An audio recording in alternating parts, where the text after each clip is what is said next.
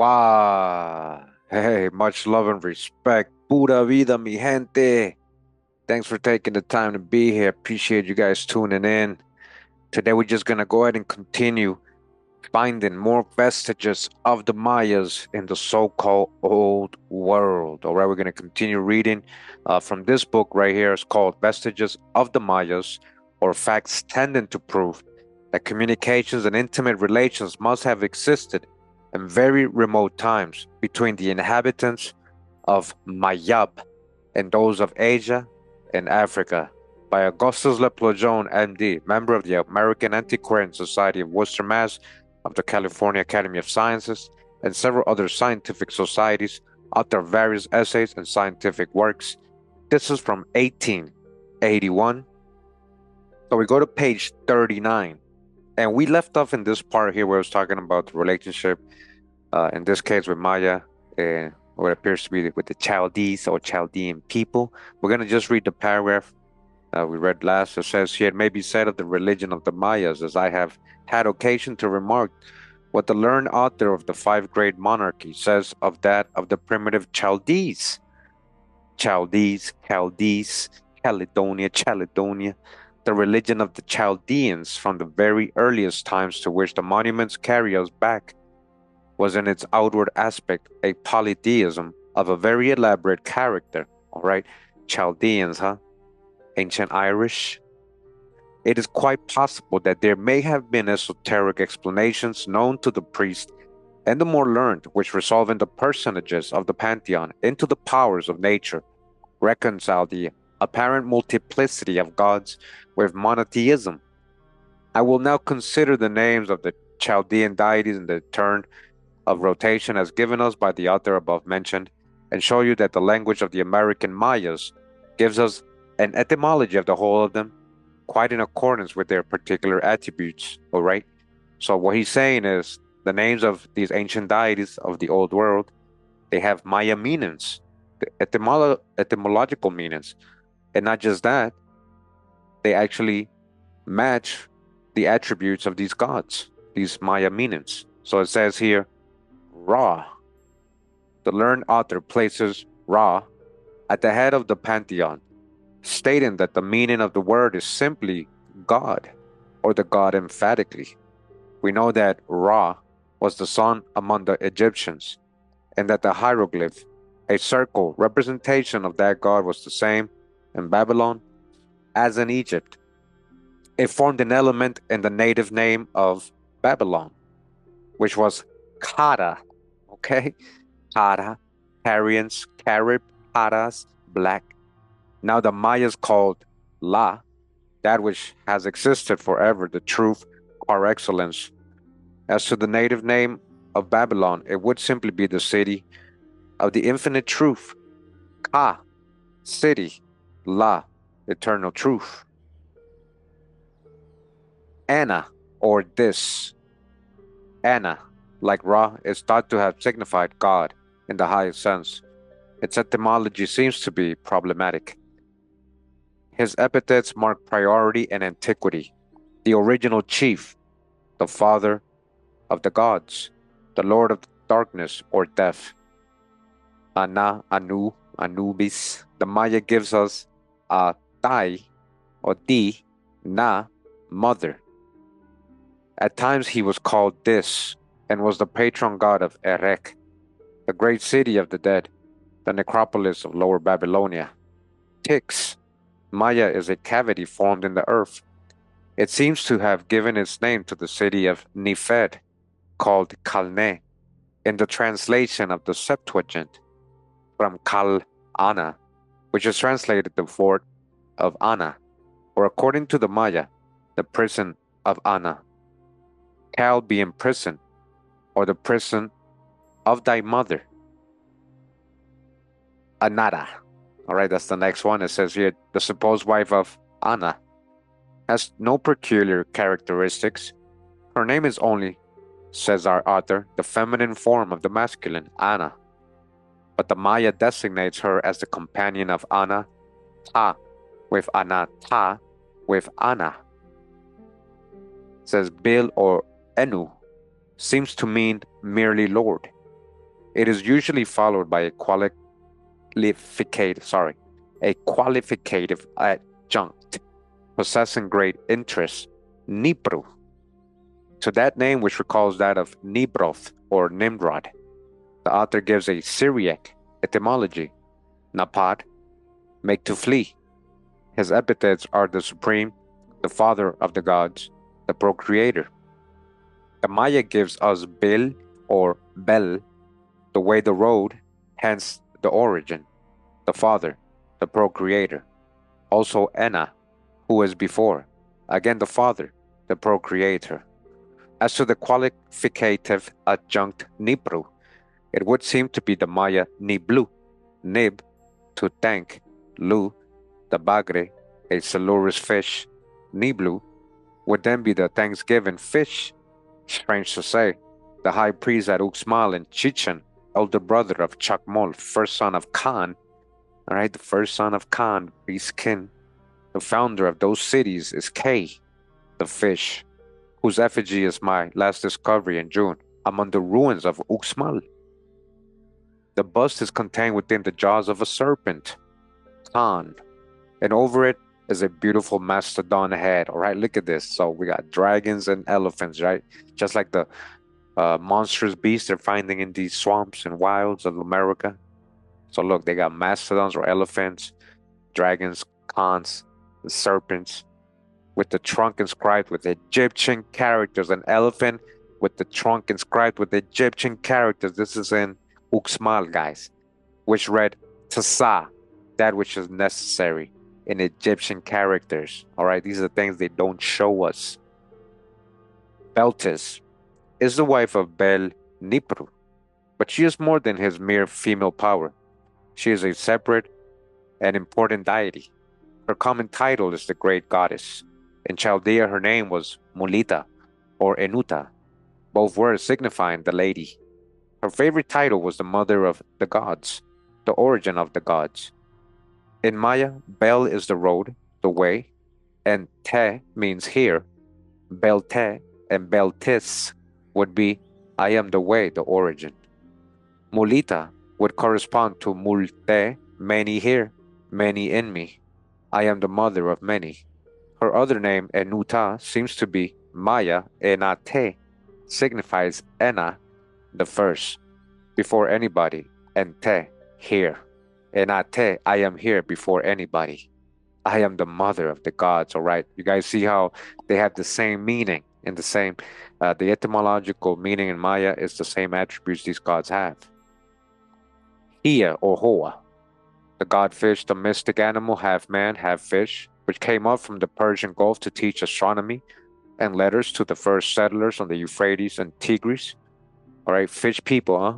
People wearing fish skins or just coming from the ocean, huh? These ancient navigators bringing that maize, that corn, that plant, agriculture, meaning civilization. According to Berosus, the civilization was brought to Mesopotamia by Oannes. I just said that. Somebody brought civilization to these people. Who is these mythical people? Remember, these all go back. We know already Oannes and all that goes back to the Americas, these seafaring peoples. And six other beings, now they call them beings, who like himself were half man, half fish, and that they came from the Indian Ocean. Indian Ocean, huh? There was three Indias in back then. Which one? We have already seen that the Mayas of India were not only architects, Mayas of India, right? The Nagas, who was the ancient Nagas, they were not only architects but also astronomers. And the symbolic figure of a being half man and half fish seems to clearly indicate that those who brought civilization to the shores of the Euphrates and Tigris came in boats. Huana or Huana or Oanis, according to the Maya, would mean he who has his residence or house on the water. Right? Yeah, that's what it means. He has a ship, he's navigating seafarers. Ha being water. Ah, thy. Na, house. Literally, water thy house. Canon Rawlinson remarks in that connection. There are very strong grounds for connecting Hia or Hoa with the serpent of the scripture, and the paradisiacal traditions of the tree of knowledge and the tree of life. As the title of the god of knowledge and science, Oannes is the lord of the abyss, or of the great deep, the intelligent fish.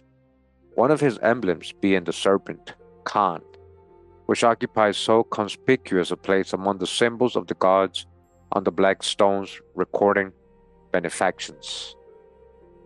All right, continuing says here, Dove China is the wife of Hua, and her name is thought to signify the chief lady. But the Maya again gives us another meaning that seems to be, to me, more appropriate. Top King would be the rays of the sun, the rays of the light brought with civilization by her husband to benighted inhabitants of Mesopotamia. All right, from America, right? And it goes on, says Sin or Hurki is the name of the moon deity. The etymology of it is quite uncertain. Its titles, as Rollison remarks, are somewhat vague, yet it is particularly designated as the bright, the shining, the lord of the month. Sin in Maya has also many significations. Sin is to stretch, to extend. Sinil is the extension of the whole of the universe. Hurki would be the Maya Hulkin, sunstroke, he who received directly the rays of the sun. Hurki is also the god presiding over buildings and architecture. In this connection, he is called Bel Suna, the lord of building, the supporting architect, the strengthener of fortifications. Bel Suna would also signify the lord of the strong house. Su, Maya close thick, Na, house, and the city where he had his great temple was Ur, Ireland, named after him. U in Maya signifies moon. And continuing says here, San or Sansi, the sun god, the lord of fire, the ruler of the day, he who illuminates or illumines the expanse of heaven and earth. Samal, Maya, is the morning, the dawn of the day, and his symbols are the same on the temples of Yucatan as those of Chaldea, India, and Egypt. Okay, it's the same. Sansi, Samal, San, Sam. Okay, Vul or Eva, the prince of the powers of the air, the lord of the whirlwind and the tempest, the wielder of the thunderbolt, the lord of the air, he who makes the tempest to rage. Hiba in Maya is to rub, to scour, to chafe, as does the tempest. As Vul, he is represented with a flaming sword in his hand. Hul, Maya, an arrow. He is then the god of the atmosphere, who gives rain. All right. Continue. We got Ishtar or Nana. A lot of you know who this is. Easter comes from Ishtar, the Chaldean Venus, of the etymology of whose name no satisfactory account can be given, says the learned author, whose list I am following in description quoting. The Maya language, however, affords a very natural etymology. Her name seems composed of Ix, the feminine article she, and of tak or tal, a verb that signifies to have a desire to satisfy a corporal want or inclination. Ixtal would therefore be she who desires to satisfy a corporal inclination. As to her other name, Nana, it simply means the great mother, the very mother. If from the names of god and goddesses we pass to that of places, we will find that the Maya language also furnishes a perfect etymology for them. In the account of the creation of the world, according to the Chaldeans, we find that a woman whose name in Chaldee is Talath was said to have ruled over the monstrous animals of strange forms that were generated and existed in darkness and water. The Greek called her Thalassa, the sea, Thalassa. But the Maya vocable Talak signifies a thing without steadiness, like the sea. Continuing, it says here Uruk, the first king of the Chaldees. Uruk, Ur, Ir, was a great architect. To him are ascribed the most archaic monuments of the plains of Lower Mesopotamia. What monuments? He is said to have conceived the plans of the Babylonian temple. He constructed his edifices of mud and brick, just like the Pyramid of Cholula, right? Made out of mud bricks. And they haven't found any of these places, guys. The Babylonian, they haven't found these. That's why I said it is said. It is said. Somebody said. So he constructed his edifices of mud and bricks with rectangular bases, right? Just like the pyramids in America. Their angles fronting the cardinal points. Receding stages, exterior staircase, just like the pyramids in America, with shrines crowning the whole structure. In this description of the primitive constructions of the Chaldeans, no one can fail to recognize the Maya mode of building, all right? And who were the original Chaldeans, and where is that Chaldea? We're talking about Ireland. Yeah, closer to America. Yeah, it makes sense. You got a Gulf Stream that brings you right to Chaldea or Ireland, ancient Ireland. One history of Ireland. There's many histories of ancient Ireland. Who are the Chaldeans? They also come from Shem, from the lines of Arphaxad, one of his offsprings. Okay, remember Abraham was in so-called Chaldea, and then he went back to Canaan, or the Promised Land. His people were there. So again, their description of their temples, right, matches exactly what they find in the Maya civilizations in the jungle of the Americas. You understand, guys? That's what they were writing about the whole time. They haven't found these places over there. That's the thing people don't understand or know. They haven't found any of these places, just descriptions and tales and myths and stories and legends. And they were talking about the true old world the whole time. Yeah, that's why they are an exact model of building of the Maya. And we see them not only in Yucatan, but throughout Central America, Peru, even Hindustan, even India, who are the ancient Nagas. All right, make sure to catch up on all the previous videos. The Nagas came from the Americas. The very name Urku seems composed of two Maya words, uk, to make everything, and luk, mud. He who makes everything of mud. So significative of his building propensities and of the materials used by him. It says here, Assyria.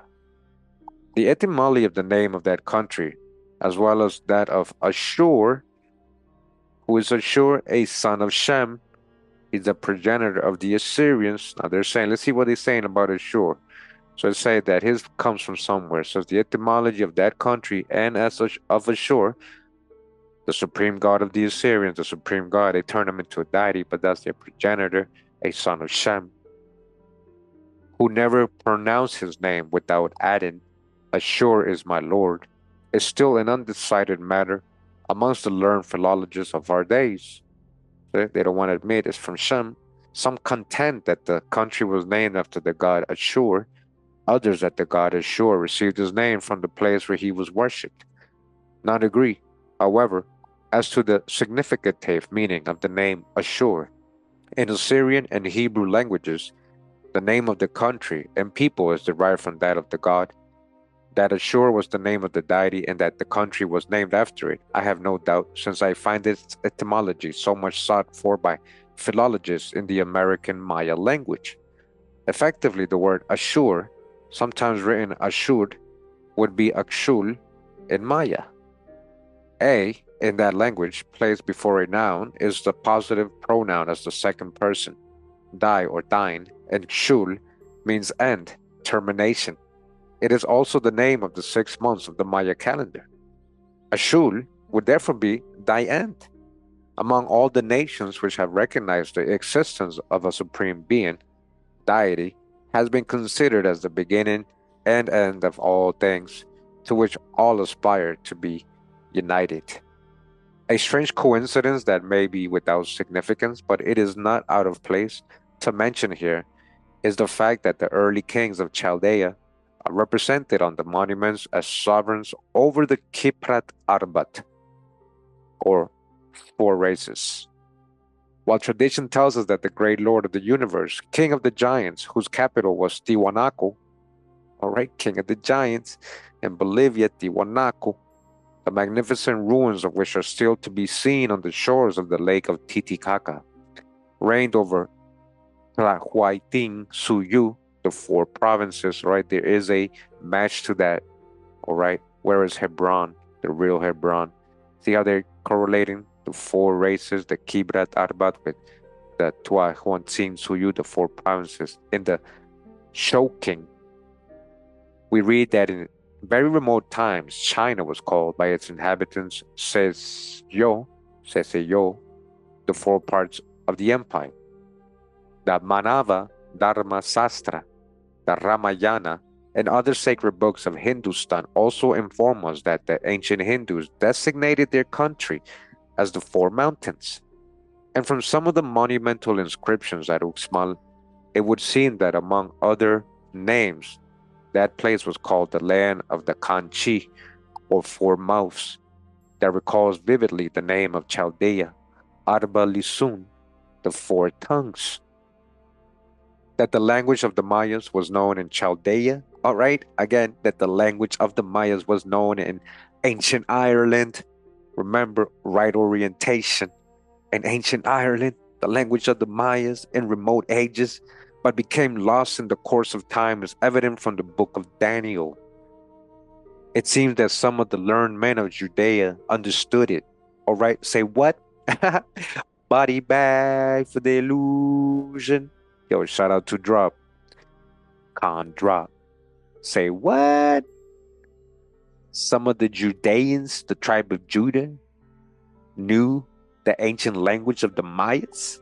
It seems that some of the learned men of Judea understood it, understood what? The Maya language, still at the beginning of the Christian era, as many today understand Greek, Latin, and Sanskrit, since we are informed by the writers of the Gospels of St. Matthew and St. Mark that the last words of Jesus of Nazareth expiring on the cross were uttered in it. You guys hear that? They saying Jesus' last words was Maya words.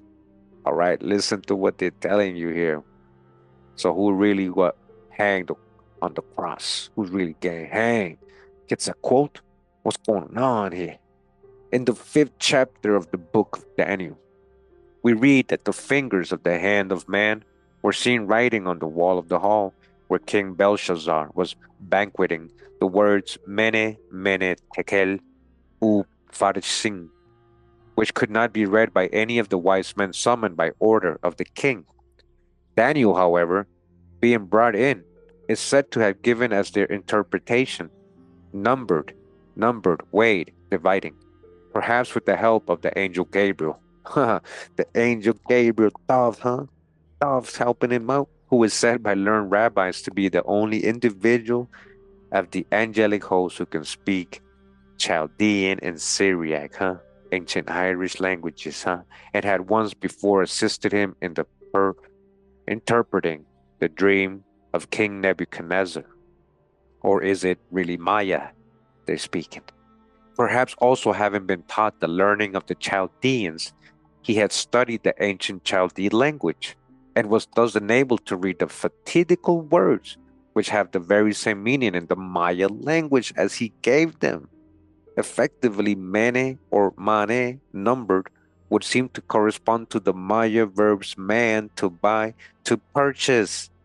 Hence, to number, things being sold by the quantity, or manel, to pass, to exceed. Tekel, weight, would correspond to tek, light. Today, it is used in the sense of lightness and motion, brevity, nimbleness, and ufarsing, dividing, seem allied to the words pa, to divide, two things united, or upa, to break, making a sharp sound, or pa, to break edifices, or again, tal, to break, to scatter the inhabitants of a place. As to the last words of Jesus of Nazareth, when expiring on the cross, as reported by the evangelist Eli, Eli or Eli, according to St. Matthew, and Eloi, according to St. Mark. Listen to what they're going to tell you here. It says, Lama Sabachthani. They are pure Maya vocals. All right, so who's really getting hang on the cross?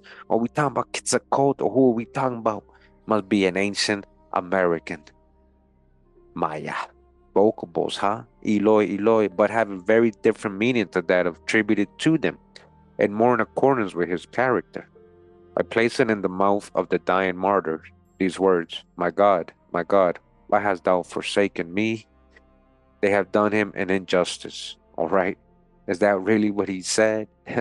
Presenting him in his last moments, despairing and cowardly, traits so foreign to his life, to his teachings, to the resignation shown by him during his trial. He was no coward, and to the fortitude displayed by him in his last journey to Calvary. More than all, so unbecoming, not to say absurd, being in glaring contradiction to his role as God. If God himself, why complain that God had forsaken him? You see? Good point there. He evidently did not speak Hebrew in dying, since his two mentioned biographers inform us that the people around him did not understand what he said. And suppose, all right, that makes sense. So, because the people in that time knew how to speak Hebrew. So why wouldn't they understand him? What he, and suppose he was calling Elias to help him. This man calleth for Elias, his bosom friend, who never abandoned him, who stood to the last at the foot of the cross with his mother and other friends and relatives, do not report such unbefitting words as having been uttered by Jesus. He simply says that after recommending his mother to his care, he complained of being thirsty, and that as the sponge saturated with vinegar was applied to his mouth, he merely said, "It is finished," and he bowed his head and gave up the ghost. That's in St. John, right? New Testament, right? So it says, well, this is exactly the meaning of the Maya words. Hello, hello, lama sabachthani, ni, literally, hello, hello, now, lama, sinking, sabak, black ink, ta, over, ni, nose, in our language. Now, now I am sinking, darkness covers my face. No weakness, no despair. He merely tells his friends all is over. It is finished and expires. Wow. So that's what they're saying. It really was talking some Maya, right? It's a quote. Before leaving Asia Minor, in order to seek in Egypt the vestiges of the Mayas, I will mention the fact that the names of some of the natives who inhabited of all that part of Asiatic continent, and many of those places and cities seem to be of American Maya origin. All right? All right? These names are Maya words. In Asia, the Promised Land, for example, that part of the coast of Phoenicia, so famous for the fertility of its soil, where the Hebrews, after journeying during 40 years in the desert, all right, thus the hijack because they're giving us the fake Holy Land, fought battles was known as Canaan. All right, again, so these words are just being put over there, right? These are not the ancient places. Either way, he's telling you these words go back to Maya language. This is a Maya word, Canaan, right? It says that means to be tired, to be fatigued. And if it is spelled Canaan, it then signifies abundance, both significations applying well to the country. Tyre, or Tyre, the great emporium of the Phoenicians called Tasur, probably on account of being built on a rock, may also derive its name from the Maya Tasuk, a promontory or number of villages, Tasuku being a province. Again, we have the people called Kati by the Egyptians. They formed a great nation that inhabited the Coeli Syria and the valley of the Orontes, where they have left very interesting proofs of their passage on earth in large and populous cities, whose ruins have been lately discovered.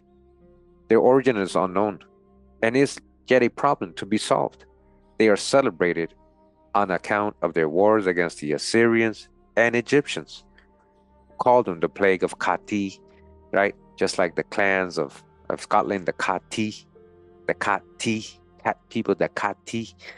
Their name is frequently mentioned in the scriptures as Hittites, placed on the road between the Assyrians and the Egyptians, by whom they were at last vanquished. They placed well nigh insuperable obstacles in the way of the conquest of these two powerful nations, which found in them tenacious and fearful adversaries. The Kati had not only made considerable improvements in all military arts, but were also great and famed merchants. Who's the merchants? Their emporium, Carchemish, had no less importance than Tyre or Carthage. There met merchants from all parts of the world, who brought thither the products and manufactures of their respective countries, and were wont to worship at the sacred city, Katish, of the Kati. The etymology of their name is also unknown. All right, so again, guys, we got videos on this, breaking these people up, possible origins, right, and his relationship, again, to the British Isles. Some historians have pretended that they were a Scythian tribe, sons of Isaac, derived it from Scythia. But I think that we may find it very natural as that of their principal cities in the Maya language.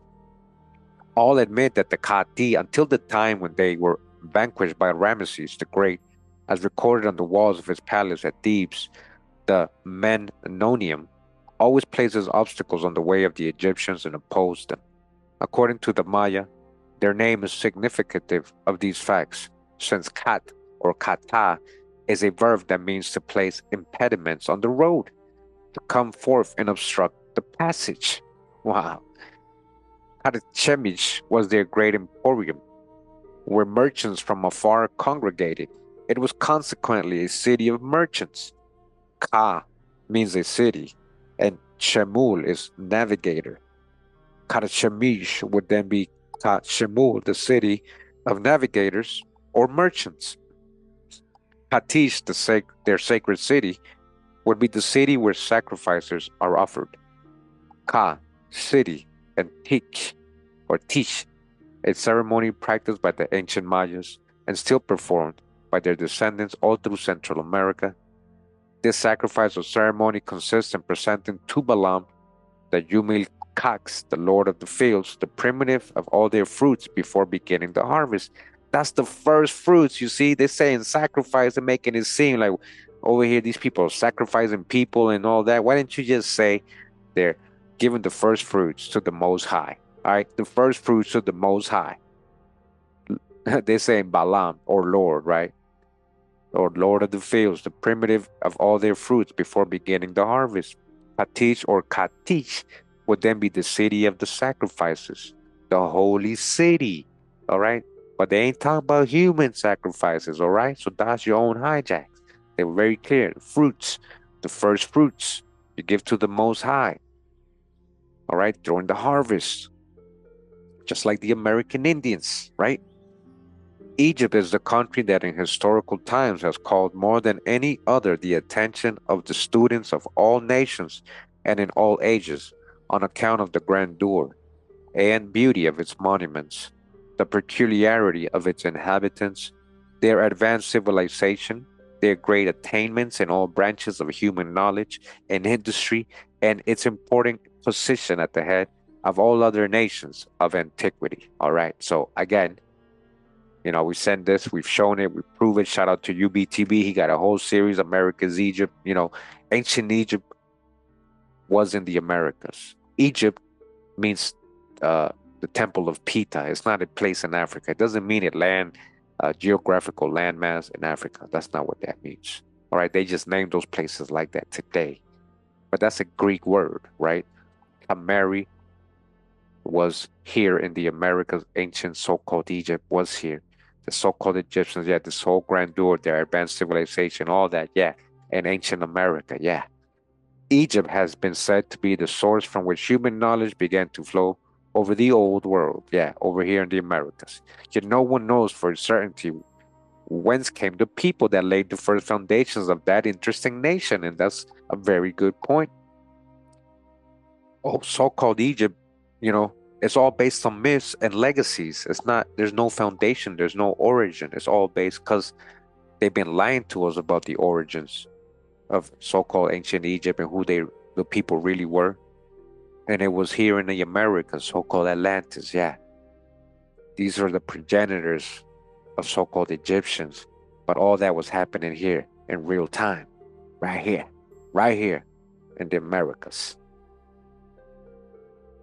That they were not autochthones is certain.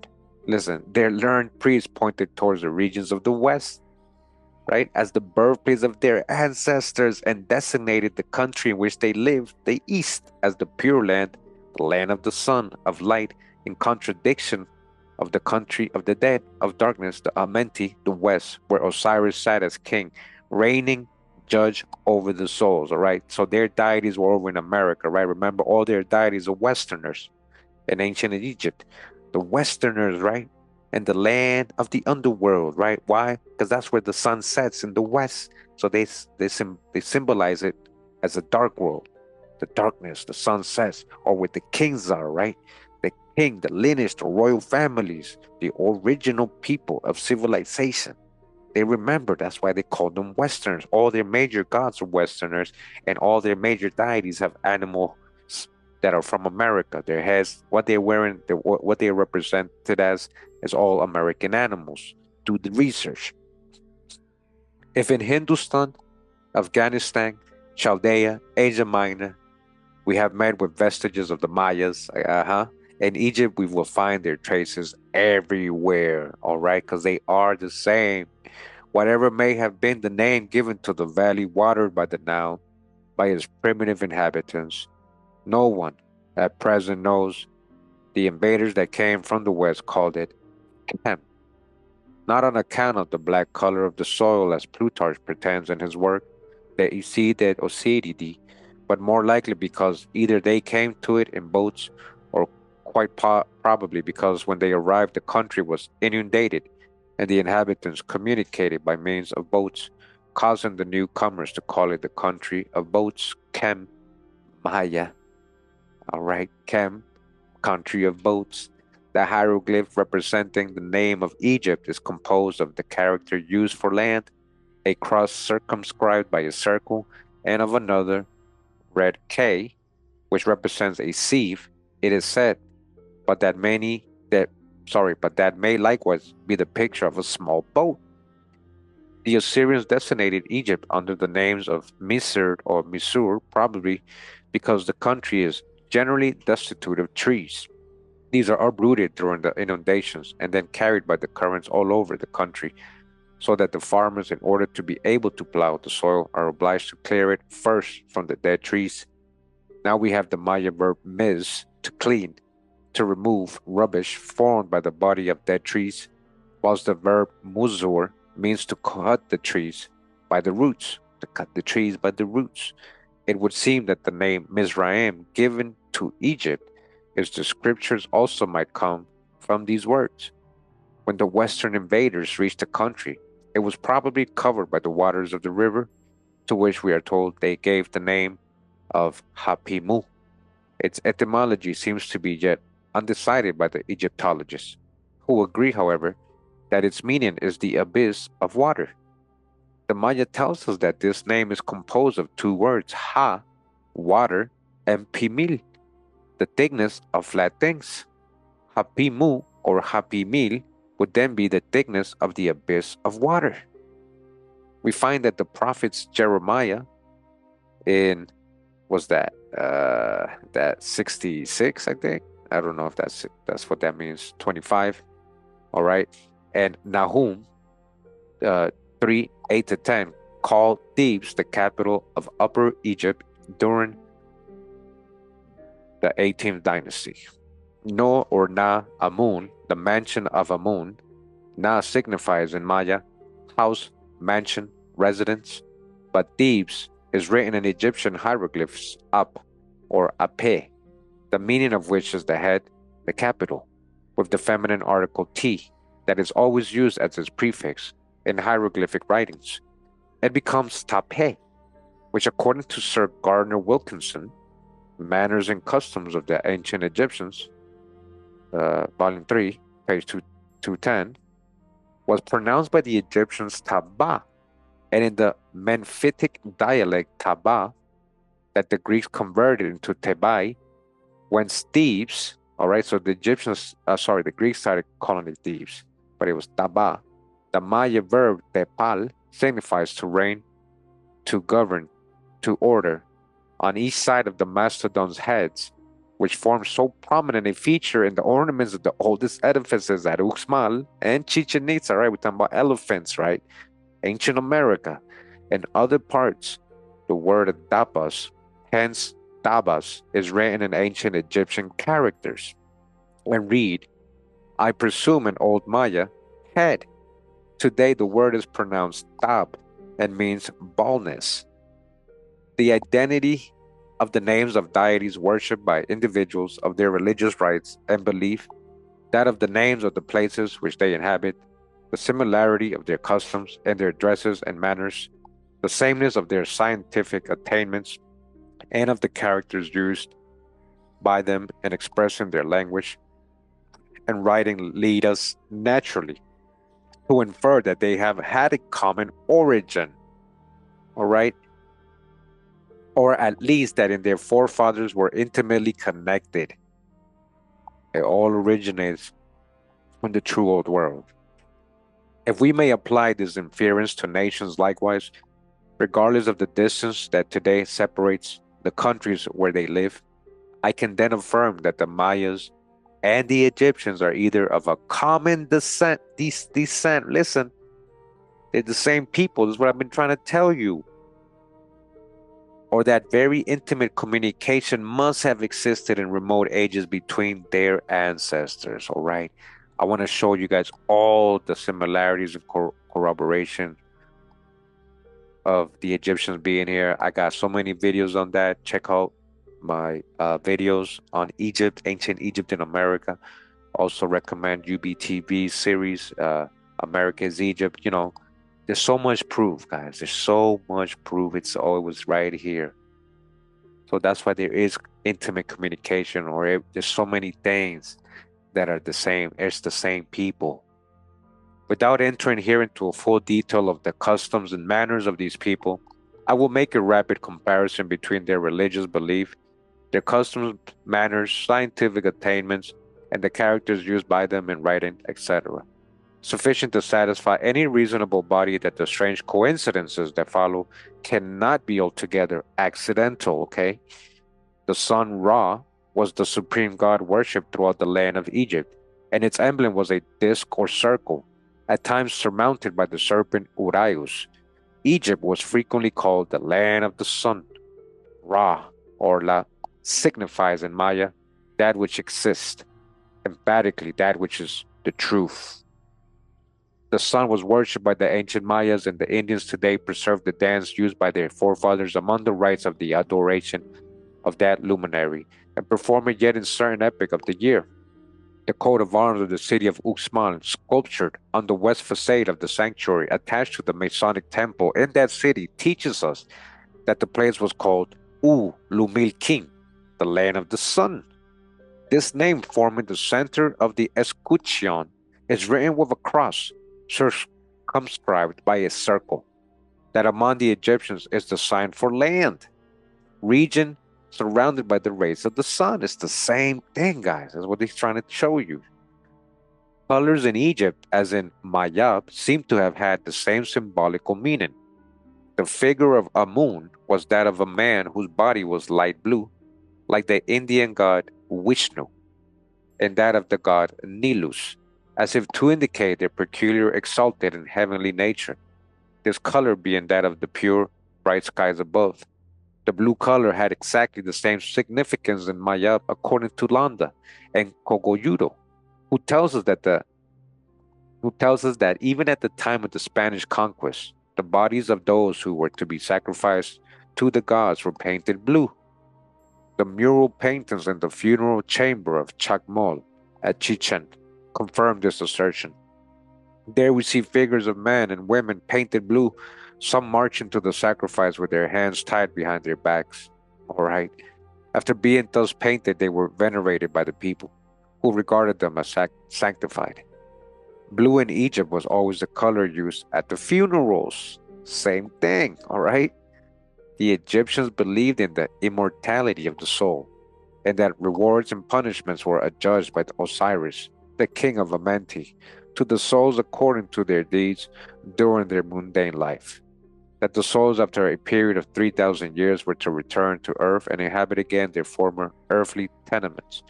This was the reason why they took so much pains to embalm the body. The Mayas also believed in the immortality of the soul. As I have already said, their belief was that after the spirit had suffered during a time proportioned to their misdeeds whilst on earth, and after having enjoyed an amount of bliss corresponding to their God actions, they were to return to earth and live again a material life. All right, same stories. Accordingly, as the body was corruptible, they made statues of stones, terracotta, or wood in the semblance of the deceased, whose ashes they deposited in a hollow made for the purpose in the back of the head, sometimes also in stone urns, as in the case of Chacmol. The spirit, on their return to earth, were to find these statues, impart life to them, and use them as body during their new existence. I am not certain but that, as the Egyptians also, they were believers in transmigration, and that this belief exists yet among the aborigines. I have noticed that my Indians were unwilling to kill any animal whatever, even the most noxious and dangerous, that inhabits the ruined monuments. I have often told them to kill some venomous insect or serpent that they may have happened to be in our way. They invariably refused to do so, but softly and carefully caused them to go. And when asked why they did not kill them, declined to answer except by a knowing and mysterious smile, as if afraid to let a stranger into their intimate beliefs inherited from their ancestors, remembering perhaps the fearful treatment inflicted by fanatical friars on their fathers, to oblige them to forego what they called the superstitions of their race, the idolatrous creed of their forefathers. I have had opportunity to discover that their faith in reincarnation, as many other time honored credences, still exist among them, unshaken notwithstanding the persecutions and tortures suffered by them at the hands of ignorant and barbaric Christians. I will give two instances when that belief in reincarnation was plainly manifested. The day that, after surmounting many difficulties, when my ropes and cables made of white withes and the bark of the habit tree were finished and adjusted to the capstan manufactured of hollow stones and trunks of trees, and I had placed the ponderous statue of Chacmol on rollers, already in position to drag it up the inclined plane made from the surface of the ground to a few feet above the bottom of the excavation. My men, actuated by their superstitious fears on the one hand and their profound reverence for the memory of their ancestors on the other, unwilling to see the effigy of one of the great men removed from where their ancestors had placed it in ages gone, by resolve to bury it by letting loose the hail of dry stones that formed the body of the mausoleum and were kept from falling in the hole by a framework of thin trunks of trees tied with withes, and in order that it should not be injured, to capsize it, placing the face downward. They had already overturned it when I interfered in time to prevent more mischief, and even saved some of them from certain death, since by cutting loose the withes that keep the framework together, the sides of the excavation were bound to fall in and crush those at the bottom. I honestly think, knowing their superstitious feelings and propensities, that they had made up their mind to sacrifice their lives in order to avoid what they considered a desecration of the future tenement that the great warrior and king was yet to inhabit when time had arrived.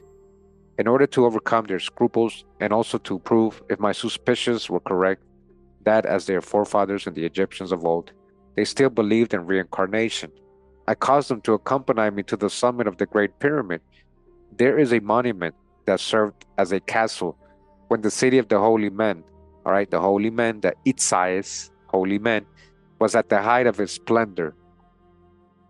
Every anta, every pillar and column of this edifice is sculptured with portraits of warriors and noblemen.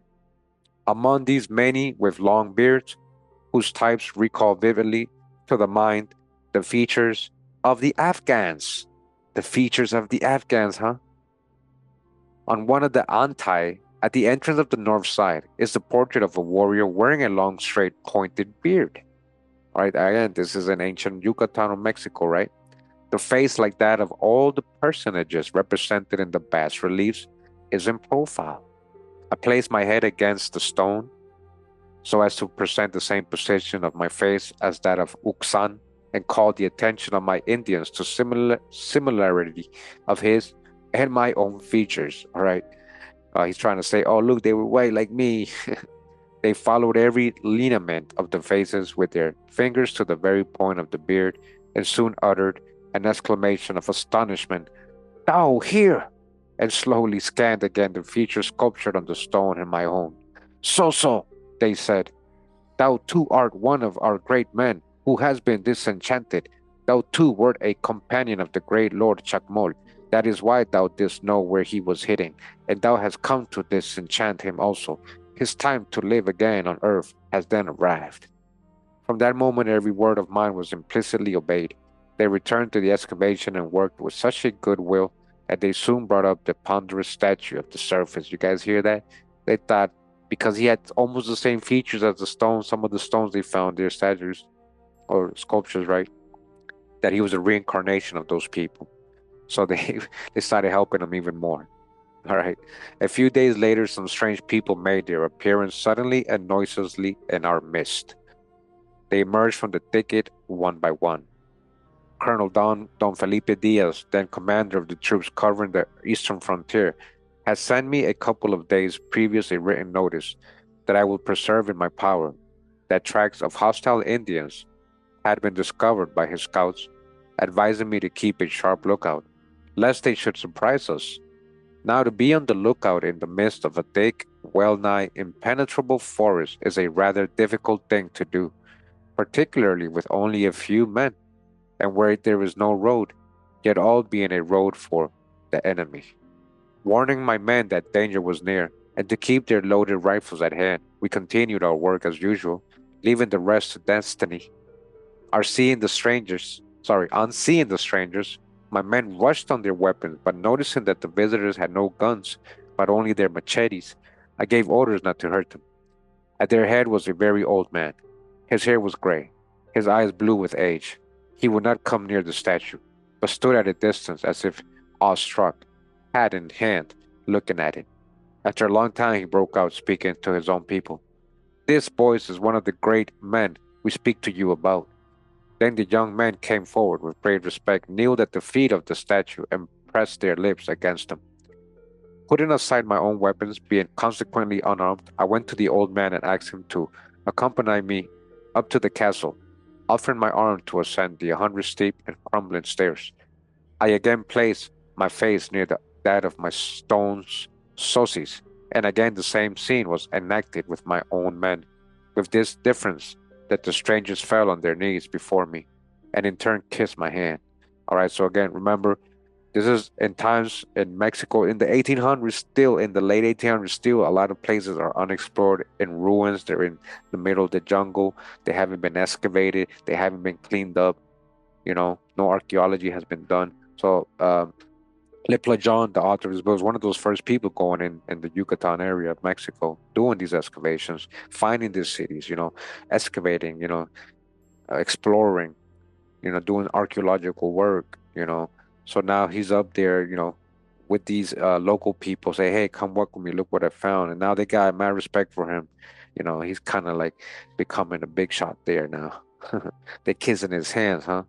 The old man, after a while, eyeing me respectfully, but steadily asked me, rememberest thou what happened to thee whilst thou were enchanted?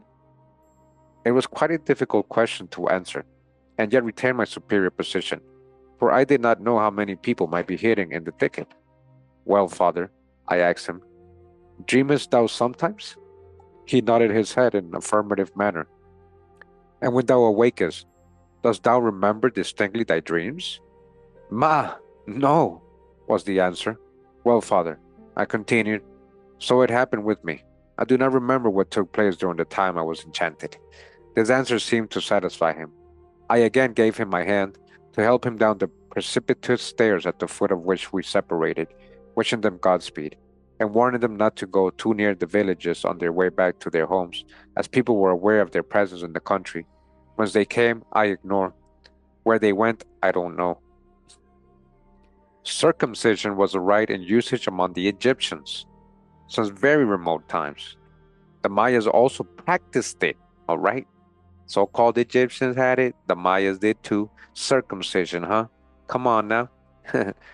If we are to credit Fray Luis de Urreta, yet Cojudo affirms that in his days the Indians denied observing such custom, the outward sign of utmost reverence seems to have been identical amongst both the Mayas and the Egyptians. It consisted in throwing the left arm across the chest, resting the left hand on the right shoulder, or the right arm across the chest, the right hand resting on the left shoulder. Sir Gardner Wilkinson, in his work above quoted, reproduces various figures in that attitude, and Mr. Champollion Fiji, in his book on Egypt, tells us that in some cases, even the mummies of certain eminent men were placed in their coffins with the arms in that position. That this same mark of respect was in use amongst the Mayas, same thing the Mayas did. Come on now, who's copying who? There can be no possible doubt. We see it in the figures represented in the act of worshiping the mastodon's head on the west facade of the monument that forms the north wing of the palace and museum at Chichen Itza. We see it repeatedly in the mural paintings in Chacmo's funeral chamber on the slab sculpture with the representation of a dying warrior that adorned the mausoleum of that chieftain. Kogo Judo mentions it in his History of Yucatan as being common among the Aborigines, and my own men have used it to show their utmost respect to persons or objects they consider worthy of their veneration, just like the ancient Egyptians, right? Doing the same hand gestures. Among my collection of photographs are several plates in which some of the men have assumed that position of the arms spontaneously. The sistrum was an instrument used by Egyptians and Mayas alike during the performance of their religious rites and acts of worship. I have seen it used lately by natives in Yucatan in the dance forming part of the worship of the sun.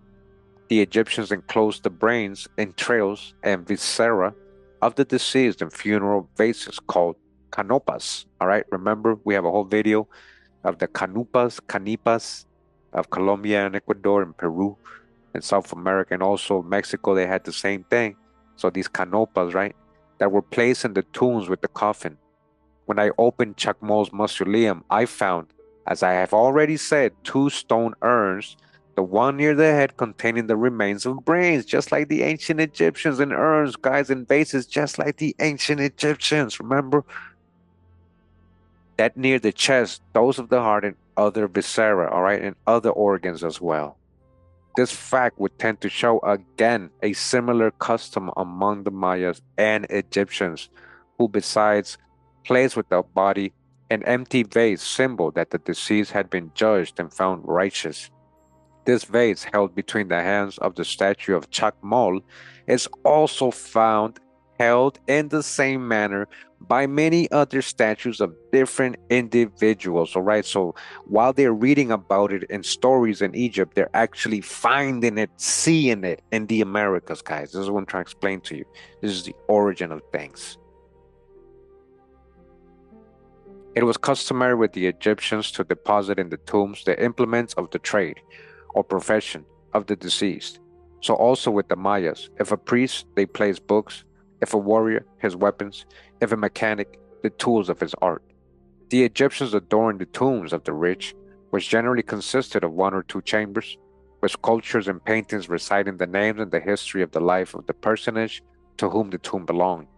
The mausoleum of Chacmol, interiorly, was composed of three different superimposed apartments with their floors of concrete well leveled, polished and painted with yellow ochre, and exteriorly was adorned with magnificent bas reliefs representing his totem and that of his wife, dying warriors, the whole being surrounded by the image of a feathered serpent, Khan, a Drakan, a Khan, peace king, his family name, whilst the walls of two apartments or funeral chambers in the monument raised to his memory were decorated with fresco paintings representing not only Chacmo's own life, but the manners, customs, mode of dressing of his contemporaries as those of the different nations with which they were in communication, distinctly recognizable by their type, stature, and other peculiarities. The portraits of the great and eminent men of his time are sculptured on the jambs and lintels of the doors, represented life-size. In Egypt, it was customary to paint the sculptures either on stone or wood, with bright colors, yellow, blue, red, green, predominating. In Mayab, the same custom prevailed. The traces of these colors are still easily discernible on the sculptures, whilst they are still very brilliant on the beautiful and highly polished stucco of the walls and the rooms of certain monuments of Chichen Itza.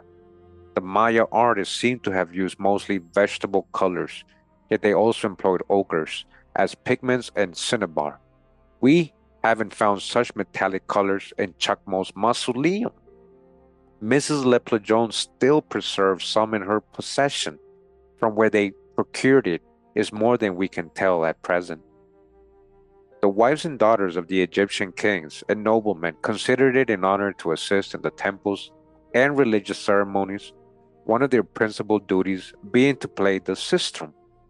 We find that in Yucatan, Nicte, Flower, the sister of Chacmol, assisted in her elder brother, Kay, the pontiff, in the sanctuary, her name being always associated with his in the inscriptions which adorn the western facade of that edifice at Uxmal, as that of her sister, Mo, is with Chacmol's and some of the monuments at Chichen. Kogoyudo, when speaking of the priestesses, virgins of the sun, mentions a tradition that seems to refer to Nicte, stating that the daughter of a king who remained during all her life in the temple obtained after her death the honor of apotheosis and was worshipped under the name of Suhui Kak, the fire virgin, and became the goddess of the maidens who were recommended to her care. All right, it's almost like the same as what they're showing you. As in Egypt, the kings and heroes were worshipped in Mayab after their death, temples and pyramids being raised to their memory. Kogojudo pretends that the lower classes adored fishes, snakes, tigers, and other abject animals, even the devil himself, which appeared to them in horrible forms. Right, he wrote that in Historia de Yucatan, Volume 4, Chapter 7. Judging from the sculptures and mural paintings, the higher classes in Mayab wore in very remote ages dresses of quite an elaborate character. Their undergarment consisted of short trousers reaching the middle of the thighs. At times, these trousers were highly ornamented with embroideries and fringes. All right, fringes, as they formed their only article of clothing when at home. Over these, they wore a kind of kilt, very similar to that used by the inhabitants of the Highlands in Scotland. All right, body bag for the illusion, just like the Highlanders of Scotland, huh? Or like the Picts, ancient. Where these people really coming from? Where all these people really coming from? Because all that was underwater still when America was already out, older, with people. All right, they wore kilts on top of their like boxer underwear with fringes, and they wore a kilt over it, very similar to that, just like the Highlands in Scotland, just like the Highlanders. All right, a quilt. It was fastened to the waist with white ribbons tied behind in the knot forming a large bow, the ends of which reached to the ankles. Their shoulders were covered with tippet falling to the elbows and fastened to the chest by means of a brooch.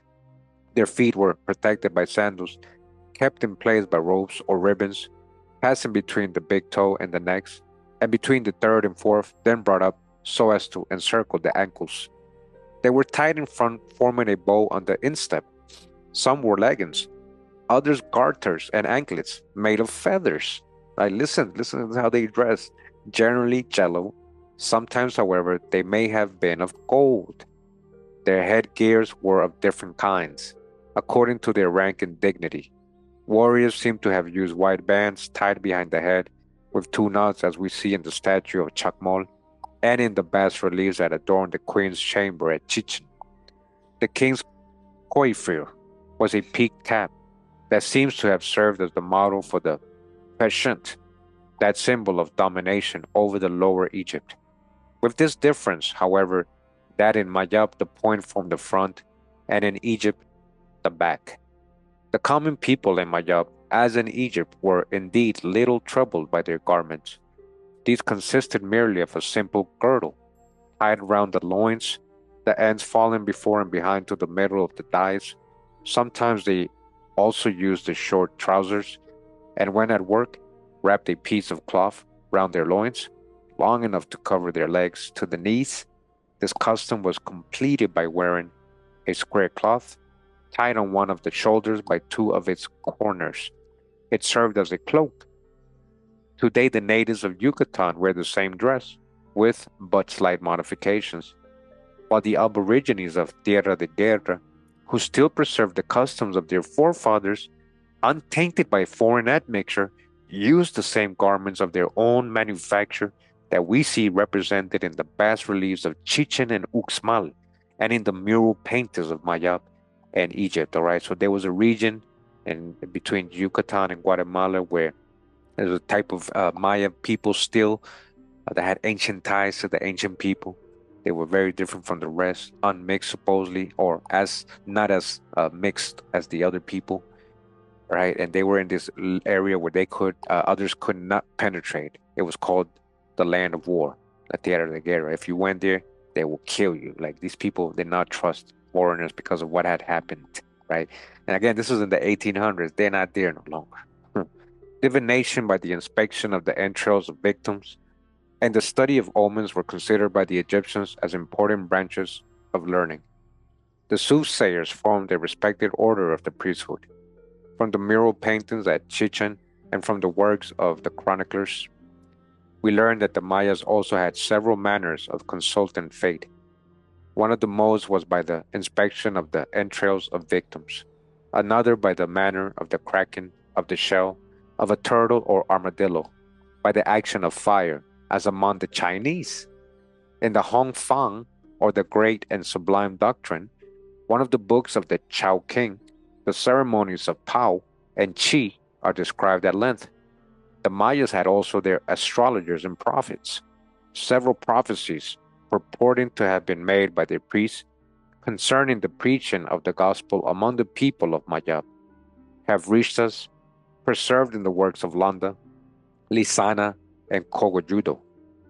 There we also read that, even at the time of the Spanish conquest, they came from all parts of the country and congregated at the shrine of Tinish Kakmo, the deified daughter of Khan, to listen to the oracles delivered by her through the mouths of her priest and consult her on future events, right? Just like the so-called Greek stories and myths, right? By the examination of the mural paintings, we know that animal magnetism was understood and practiced by the priests, who themselves seem to have consulted clairvoyants. The learned priests of Egypt are said to have made considerable progress in astronomical sciences. The Nomon, discovered by me in December last year in the ruined city of Mayapan, would tend to prove that the learned men of Mayab were not only close observers of the march of the celestial bodies and good mathematicians, but that their attainment in astronomy were not inferior to those of their brethren of Chaldea. All right, just like the Chaldean astronomers, effectively ancient Irish, effectively the construction of the Nomon shows that they had found the means of calculating the latitude of places, that they knew the distance of the solstitial points from the equator. They had found that the greatest angle of declination of the sun, 23 degrees to 27, occurred when that luminary reached the tropics, where during nearly 3 days said angle of declination does not vary, for which reason they said that the sun had arrived at his resting place. The Egyptians, it is said, in very remote ages divided the year by lunations, as the Mayas, who divided their civil year into 18 months of 20 days, that they called Yu Moon, to which they added 5 supplementary days, that they considered unlucky from an epoch so ancient that it is referred to the fabulous time of their history.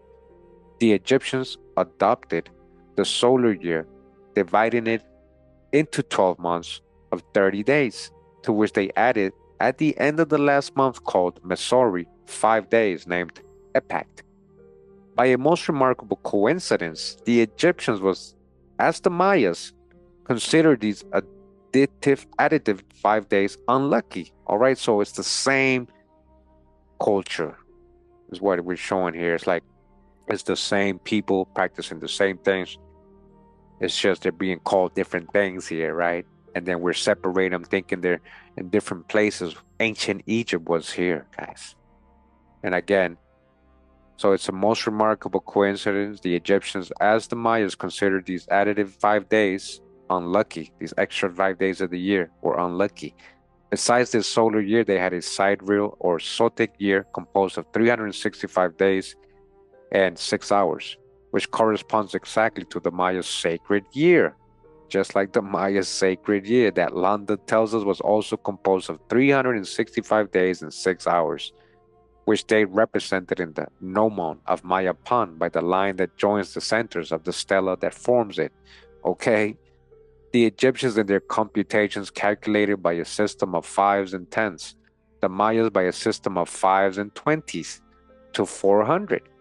The sacred number appears to have been 13 from the remotest antiquity, but 7 seems to have been a mystic number among them as among the Hindus, Aryans, Chaldeans, Egyptians, and other nations.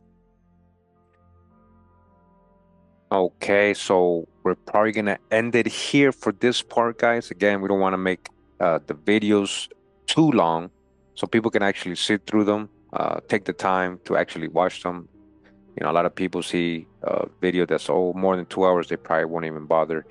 And we'll definitely get through the book in the next part, 3 parts. I only got like 20 something pages left, to go ahead and read. A lot more correlation, a lot of good info here, just some more uh, corroboration that this is the true old world.